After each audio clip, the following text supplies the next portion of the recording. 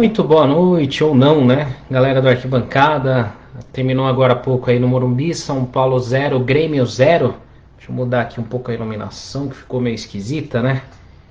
Esquisita igual o time do São Paulo, né? E joguinho bem meia boca, né? Do Tricolor aí, duelo de tricolores, né? Mas o São Paulo jogou muito mal mais uma vez. Começou bem o jogo, né? Para quem teve a oportunidade de assistir o jogo aí, o São Paulo começou bem nos primeiros minutos, mandou no jogo ali nos 20 primeiros minutos, sufocou o Grêmio bem, mas depois o Grêmio já equilibrou a partida e aí no segundo tempo só deu o Grêmio. O São Paulo quase não teve chances, né? Então, putz, de novo, eu tenho que silenciar aqui o WhatsApp. Desculpa, galera. Estou conversando com vocês enquanto eu silencio aqui. Eu esqueço. Então, assim, primeiro boa noite a todos aí. Desculpem os barulhos aí dos grupos de WhatsApp, né? Que começam a pipocar aqui depois do jogo. Enfim, né? São Paulo fez uma partida horrível, né? Principalmente aí no segundo tempo. Vou comentar também de alguns jogadores que realmente assim estão acabando com a paciência do torcedor são paulino, né? Daniel Alves, acho que é o principal deles aqui, a gente vê pelos comentários de todos, né? Acho que é unanimidade. Mas só comentando rapidinho como é que foi o jogo para quem não viu, porque o jogo só passou no Premiere, né? Parece. Falaram que ia passar no Sport TV e acabou também não passando. Então, assim, os primeiros minutos o São Paulo mandou no jogo, o São Paulo foi bem, trocando bola rápido, tocando rápido, fazendo triangulações. Reinaldo muito bem no começo ali do jogo. O São Paulo teve dois sustos no Grêmio ali, deu dois sustos no Grêmio nos primeiros 10 minutos, com duas chegadas rápidas ali. Só que o São Paulo pecava muito na finalização, né? Como sempre. Sempre comento aqui que o São Paulo é um time que parece que não treina fundamento de finalização, não treina chutes a gol. Eu não vou nem falar daquele chute do Bruno Alves, que é zagueiro, ele pegou um chute de primeira e mandou lá em cima. Mas o Daniel Alves não pode cobrar uma falta daquela. Aliás, ele nunca cobra uma falta decente, ele não deixa ninguém bater falta e ele faz aquilo, né? O Tietchan tem um chute anêmico, né? Falta biotônico Fontoura, falta alguma coisa assim. Feijão lá do CT, acho que não tá bom. Então, assim, tem vários jogadores que têm chances de finalizar bem no gol e erram ridiculamente, né? Não conseguem finalizar e o São Paulo perdeu algumas chances no começo do jogo. O Grêmio teve uma chegada só no ataque no começo ali do primeiro tempo, no começo do jogo, reclamaram um pênalti, né? Aliás, o comentarista de arbitragem desse jogo, Sandro Meirahit, pelo amor de Deus, né? O cara para perseguir o São Paulo, que todos os lances eram, para ele era contra o São Paulo, e em todos os lances que o São Paulo tinha a favor, ele não marcaria falta, né? E no único lance que talvez o Daniel deu uma chegada forte no cara, aí ele falou que não expulsaria o Daniel, que ele não daria nada. Então, não dá para entender nessas escalações, mas comentarista de arbitragem também não serve para nada, né? Então, analisar a imagem de câmera com 15 replays a gente faz, né? Enfim. Então, assim, o Grêmio equilibrou o jogo depois ali dos 25, 30 minutos do primeiro tempo, e aí ficou lá e cá. O São Paulo tentava algumas chegadas e tal. O Reinaldo, acho que foi o destaque do primeiro tempo do São Paulo, destaque positivo, né? Jogou bem, realmente jogou bem. Não, então, como a gente sempre fala aqui, o São Paulo, o Reinaldo, ele sempre costuma deixar muitos espaços nas costas, né? Mas hoje ele foi muito bem. Achei que ali pelo menos na primeira etapa ele foi bem. Aí veio o intervalo, né? Aquele jogo ficou mais truncado ali no fim da primeira etapa e veio o segundo tempo e só deu Grêmio. O São Paulo não fez absolutamente nada. Teve três chances do São Paulo. Teve uma com o Luciano, que teve uma chance ali, mas ele acabou não pegando bem. Teve um contra-ataque que o Toró furou ridiculamente, né? A bola foi cruzada ali para ele furou. E a grande falta que o Daniel Alves quebrou o placar do Morumbi, placar novo ali. Espero que descontem do salário dele, que é alto. Porque não é possível, cara. A gente estava conversando aqui com os amigos nos grupos de WhatsApp, né? Nos grupos do Arquibancada. Todas as vezes que o São Paulo tem uma falta, o Reinaldo ele vai para cobrar, não que ele seja um exímio batedor de faltas, também não. Mas toda vez que ele vai cobrar a falta, o Daniel Alves toma a frente e assume ali para bater a falta. E sempre faz merda. Nunca... Falaram num gol dele, não sei se foi contra o Santo André de falta, que eu realmente não me lembro. Não me lembro. Me corrijam se eu tiver errado aí, não sei, eu não me lembro. Mas eu não lembro de nenhuma falta que o Daniel Alves tenha batido. Parece que ninguém sabe cobrar falta ali, né? E a gente tem mais raiva ainda, porque a gente tinha um goleiro que fazia gol de falta, né? Então, quando tinha uma marcação de falta ali, onde foi essa daí, a gente já comemorava meio gol, né? E hoje não tem ninguém, né?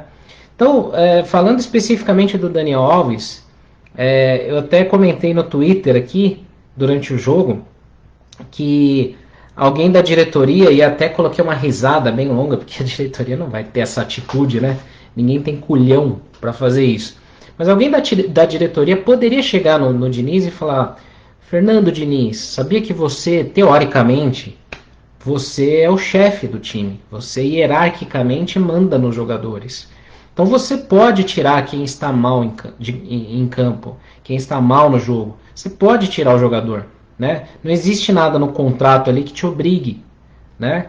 Então isso dá margem para a gente sempre fazer as piadas e comentários que alguns acham que é perseguição, que é maldade, porque sempre tem aquele torcedor também que acha que o jogador e o técnico são sensíveis, que a gente tem que apoiar o tempo inteiro, que a gente não pode criticar, porque se a gente fizer uma crítica na mídia social, ele vai ficar magoado, ele vai no banheiro chorar escondido. Pelo amor de Deus, né, gente? Pelo amor de Deus, né? Então, assim, isso dá muita margem pra gente pensar que realmente quem manda no time é o Daniel Alves, né? Porque, teoricamente, até pelo que se fala, ele que contratou o Fernando Diniz, ele que deu o aval, ele que indicou para a diretoria o Fernando Diniz, né? Então, o Diniz jamais vai tirar o Daniel Alves. Só que assim, o meio de campo do São Paulo é um problema há muito tempo. Parece que o cobertor do São Paulo é muito curto. Arrumou uma coisa e desarrumou outra. O Diniz ele não consegue arrumar isso. Aí é a parcela de culpa do Diniz. Eu vou voltar a falar do Daniel Alves. Mas o que pega do Fernando Diniz? Ele até dizem que foi imposto a ele, né? Que foi alguma ordem que deram para ele escalar o Luan e o Bruno Alves. Isso, de uma certa forma, arrumou um pouco o sistema defensivo, que vinha tomando muitos gols, né? Não digo nem contra o Fortaleza, que tomamos 3, né? Mas arrumou um pouco a segurança do sistema defensivo, um pouco. Só que desarrumou outras coisas, porque a gente tem um meio de campo com 3 jogadores que não estão jogando absolutamente nada há muito tempo. Então o Igor Gomes é um, né? Que assim, não é porque ele é da base que a gente tem que passar um pano. Igor Gomes está muito mal, faz tempo, ele não voltou da pandemia. Há quem brinque aqui que quando o Antony foi vendido, colocaram um impostor e venderam o Igor Gomes junto, né? E parece isso mesmo, né? Então o Igor Gomes está muito mal. O Tietê, que é alvo de várias críticas de todo mundo, também é um jogador que é fraco. Ele joga um pouco menos pior como segundo volante, porque ele tem o Luan protegendo ali, que é marcador. Mas em todos os lances que o Tietê tem que marcar, que ele tem que acompanhar alguém, eu não sei se ele está com alguma pedra no rim, eu não sei se ele está com algum problema que impede ele de correr, se por baixo do calção ele está usando uma calça jeans molhada, né? Que às vezes dá a impressão que é isso. A gente olha o Tietê voltando para marcar, ele desiste, ele para no meio do caminho. Como é que ninguém dá um grito nele? Como é que o Diniz, que adora berrar na orelha de vários jogadores, ele não fala nada para alguns?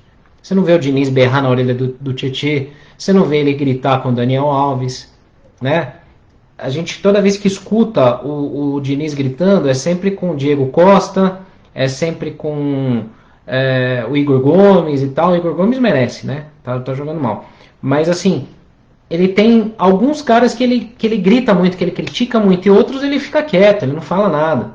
E o Tietchan é um. O Tietchan é inadmissível que teve um lance na lateral, porque depois no segundo tempo, o Tietchan e o Daniel Alves começaram a inverter de posições para tentar confundir um pouco o Grêmio e tentar tirar alguma coisa ali do Daniel Alves, que não jogou absolutamente nada hoje, né? E teve um determinado momento que teve um contra-ataque do Grêmio. O Tietchan ele vem para marcar o cara, mas ele corre que parece que ele tá com um patinete elétrico com a bateria fraca. Muito lento, muito lento. Então ele não pode ficar ali para fazer a cobertura de um lateral. Ele não pode ser lateral, né? Então ele é muito lento na marcação, não dá. A única coisa de talvez positiva que o Tietchan tenha é o passe e a chegada no ataque, que ainda assim ele vem fazendo isso muito pouco, muito mal, né? Então aqui eu já falei de dois jogadores no meio de campo, o Igor Gomes e o Tietchan, que estão muito mal, né? Aí você tem um terceiro que era para ser o cabeça do time, o líder, o cara que é para organizar a equipe, até pela experiência que tem, e hoje ele jogou na posição dele, de lateral direito, que é o Daniel Alves. Cara, o Daniel Alves não tem explicação. Faz muito tempo que ele está muito mal, muito mal. Então, assim, antes da pandemia, antes da quarentena, que a gente teve que parar com tudo, né? O Daniel Alves, ele não vinha sendo tão mal no meio de campo. Claro que ele não vinha sendo um destaque como ele é na lateral. Claro. Mas ele não vinha sendo tão mal no meio de campo. Ele vinha acertando passes, ele até fazia alguns gols. Ele estava sendo até o artilheiro do time, até certo momento, né? Depois da pandemia, sumiu, desapareceu o futebol do Daniel Alves, né? E aí depois que teve aquele episódio que ele fraturou o braço, que teve aquela polêmica do post dele tocando o tantã, que muita gente criticou, né? E que muita gente também defendeu, né? E aconteceu toda aquela birra nas redes sociais. O Daniel Alves ele esqueceu de jogar bola. Ele erra passes, ele erra fundamentos básicos. Ele armou uns 2 ou 3 contra-ataques do Grêmio que eu vi hoje. Sem brincadeira. Teve acho que uns 4 ou 5 contra-ataques do Grêmio hoje que foram armados pelo Tietchan e pelo Daniel Alves. Então como é que um jogador profissional ali que está no meio de campo do São Paulo com cadeira cativa erra um passe de meio metro, um passe de 2 metros? Não pode. Tá? Então assim, aqui eu sempre reforço isso aqui nas lives do Arquibancada. Não são críticas pessoais, não são ofensas, como alguns mimimis, alguns... toda vez que eu posto alguma coisa no Twitter do Arquibancada, eu tenho que responder uns 2 ou 3 que se ofendem, que são sensíveis, que tem dó, né? Cara, não são ofensas pessoais, são ofensas, são críticas profissionais, né? E que não são invenções. Então, assim, do nosso meio de campo, o único que está jogando bola, que hoje não foi bem, mas que tem jogado alguma coisa, é o Gabriel Sara, né? Ou eu estou mentindo? Então, assim, nós temos o Igor Gomes muito mal. Nós temos o Tietchan, que é isso daí que a gente já vê. O Daniel Alves errando passes de fundamento, passes simples, armando contra-ataques e sendo violento. Porque, assim, a gente, claro, como torcedor, a gente não... Na hora do jogo ali, a gente dá uma passada de pano às vezes, né? Ou não admite. Mas o Daniel Alves, ele tá sendo violento em alguns lances. Ele chega na sola, ele chega na maldade, vai ser expulso em algum momento, ou vai tomar uma revidada de alguém, né? Então, cara, ele é o cara que tem que ser o cabeça, o cara que é o líder, o cara que tem que dar exemplo. Ele que tem que conduzir o time. Não é problema o São Paulo ter entre aspas, ali, um dono do time, né? Não é problema. Desde que esse líder, esse dono, seja um cara que dê o exemplo, né? Quantos e quantos anos não falavam que o Rogério Ceni é dono do time? Era mesmo. E tinha como ser outro? Não tinha. Lembra de uma época que o Rogério errou alguns pênaltis, até torcedor do São Paulo começou a criticar que, pô, ele manda no time? Manda. É o único que tem culhão para chegar lá e falar assim, eu vou bater o pênalti, porque ninguém treina aqui nesse lugar, para não dizer outra coisa, e eu vou bater. Então o Daniel Alves tinha que ser esse cara aí. Mas ele não está sendo um bom exemplo nem dentro nem fora, pelo que se fala em mídias sociais, né? Então é difícil. E aí o treinador, que é o cara que deveria botar o, como a gente fala aqui popularmente, botar o pau na mesa, né? E falar quem manda aqui sou eu, ele não tem força, né? Por isso que às vezes a gente fica receoso quando fala, pô, o São Paulo vai trazer aí um treinador estrangeiro, vai trazer um cara aí que ele é muito bom lá no país dele e tal. Os gringos quando chegam aqui, se o cara não for muito bom, muito grande, maior que o elenco, o cara não consegue. O cara não consegue mandar em jogador mimado. Não consegue mandar em jogador que é muito grande, né? É, então, assim, é um problema. O São Paulo tem que tentar resolver isso de alguma forma. O Diniz, ele vai ter que dar um jeito de botar na mesa e mandar no time, né? Porque hoje, realmente, assim, a gente não tem uma justificativa técnica, não existe uma explicação para se manter um Daniel Alves como titular no time hoje e o Igor Gomes, que hoje ele até se movimentou mais. Ele correu, ele se apresentou, mas ele não vive um bom momento, né? E isso não é queimar jogador. Não é queimar jogador. É analisar o que ele está apresentando em campo. No seu trabalho não é assim também? Se você não estiver apresentando um bom resultado, seu chefe não vai lá e te cobrar, não vai tentar te recuperar, né? Se você é um cara que chega na hora, você se dá bem com os funcionários, você faz o seu trabalho, mas você não vive um bom momento, a empresa tenta te recuperar, mas vai te cobrar, você não está entregando resultado. É isso que tem que acontecer no São Paulo, não acontece. Então, assim, a, a, a, o cenário do jogo foi esse, né? Para quem não assistiu, 0-0 saiu até de bom tamanho, pelo que o São Paulo tomou de sustos no segundo tempo, né? É, então, assim, o São Paulo perde a chance de encostar nos líderes. Porque, por incrível que pareça, o São Paulo está brigando ainda nas cabeças ali, até para ser líder, porque o São Paulo tem 2 jogos a menos. E com essa tabela bagunçada também, né? Vai ter até mais jogos aí para serem feitos. E o São Paulo perde as chances, né? O São Paulo já perdeu pontos para o Bragantino em casa, para o Bahia, que estão lá embaixo, né? Então é muita bobeira, né? O Grêmio é um bom time, jogou hoje com a equipe titular, mas o São Paulo hoje tinha condições, pelo que mostrou no começo do jogo, de ganhar essa partida e perdeu a chance. O empate foi lucro. Para quem não viu o jogo, especialmente o segundo tempo, foi bom. Não, claro, não foi bom a gente empatar com o Grêmio. O São Paulo tinha que ganhar. Mas pelo que aconteceu no segundo tempo, saiu no lucro. Então, vamos ver o que acontece. A gente está colocando ainda mais conteúdos, né, no site. Eu vou colocar aqui os melhores momentos do jogo para quem não viu. Então acesse aí o arquitricolor.com. A gente ainda vai postar bastante coisas aí ainda durante essa noite. Amanhã também. São Paulo volta a campo agora na terça-feira. Puta, já dá até raiva, né? Porque é na Libertadores, onde a gente já está eliminado, né? Da segunda fase.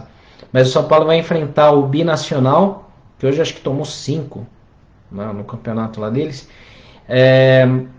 E o São Paulo enfrenta eles com uma possibilidade de ficar em terceiro lugar no grupo para poder ir para a Copa Sul-Americana.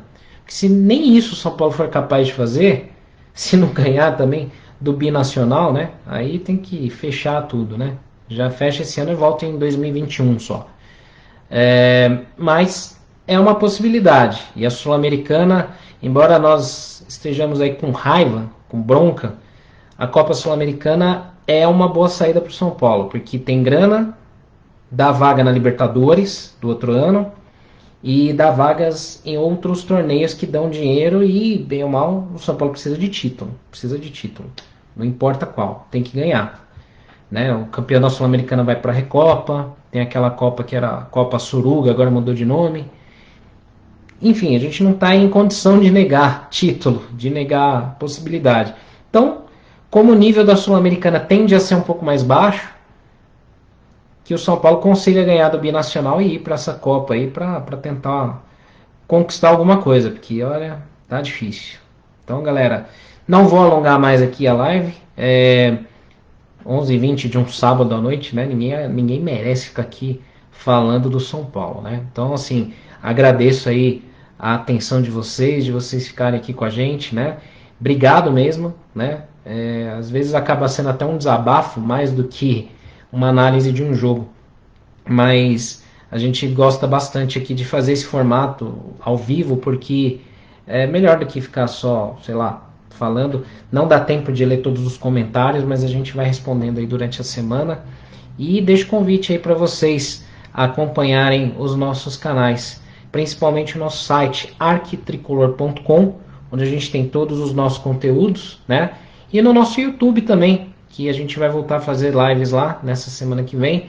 E tem coisas novas ali que a gente vai colocando. Beleza, galera? Então, na medida do possível, uma boa noite a todos, né? Que todo mundo tenha aí um bom descanso na medida do possível, né?